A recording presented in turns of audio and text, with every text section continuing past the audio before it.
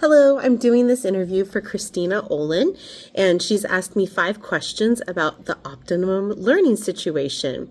The first one says, what would be the optimum learning situation for learning? I don't think there is one optimum.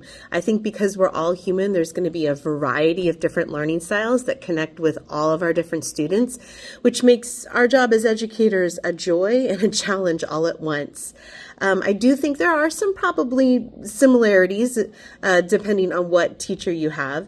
All classrooms need to have a sense of the students feeling safe and respected and valued. They need to know why what they're learning matters, how it's going to help them in their future. And then ultimately, the best learning situations are going to have strong relationships with students and the families of those students. The second question says, what would the teacher be doing in this optimum learning situation? Well, again, because I have the view that there's not just one optimum learning situation, you're going to see all kinds of different teaching styles that are going to connect with all kinds of different students.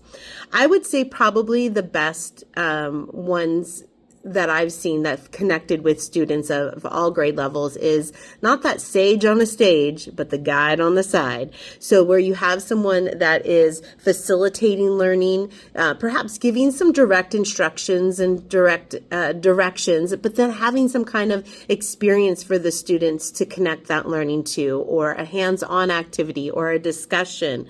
I think those are probably the best ways for teachers to get the most optimum learning situation.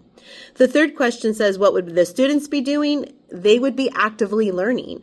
So the learners do the thinking and not just the listening is probably the best optimum learning situation. Hands-on, discussion, problem solving, all of those things that you're going to do in the real world outside of the classroom someday really helps our students in the best way. The fourth question says, what kind of learning materials would students be using? Again, it depends on the teacher and depends on the activity, but most likely you'd have some kind of hands-on manipulatives or art or science tools. You'd have some visual supports to support all kinds of learners, not just the ones that can get information by listening, but by looking as well. So you might have charts or graphic organizers or videos. You'd have a variety of different kinds of texts. If you were in a perfect world, you'd be able to get those texts leveled to all the different reading levels of your students within the classroom. You'd have some real world resources like guest speakers coming in or field trips to support what you're learning in the classroom. And then the fifth question that Christy asked me is, what would assessments look like? There would be a variety of assessments.